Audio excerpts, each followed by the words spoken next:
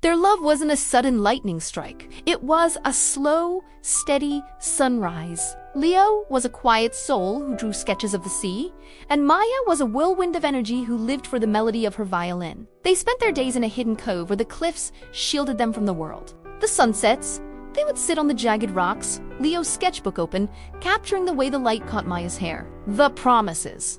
They carved their initials into the underside of the old wooden pier, a secret pact that the tide could never reach. The silence? They reached a point where words weren't necessary. A shared glance over a crowded room was enough to say, "I'm here, and I'm yours."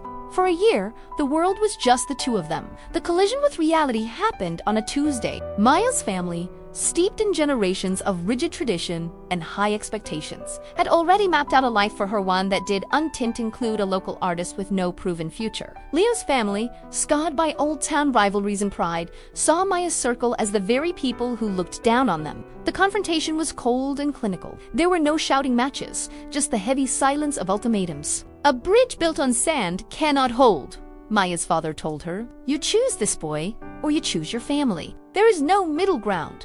Leo faced similar pressure whispers of knowing his place and the weight of his parents' disappointment. They tried to fight, meeting in shadows and speaking in hushed phone calls, but the walls were closing in. The guilt of tearing their families apart began to poison the air they breathed. The separation wasn't a choice made out of a lack of love, but out of a tragic kind of selflessness. They met one last time at the pier. The wind was biting, and the jasmine was long gone. "I don't want to be the reason you lose your mother," Leo whispered, his voice cracking. "And I don't want to be the reason you hate your home," Maya replied, her tears disappearing into the ocean spray. They let go of each other's hands, not because the fire had gone out, but because they didn't want the smoke to suffocate the people they cared about. Years have passed. Maya is in a distant city, her violin playing in grand halls, while Leo remains by the sea, his art now famous for its haunting, lonely beauty.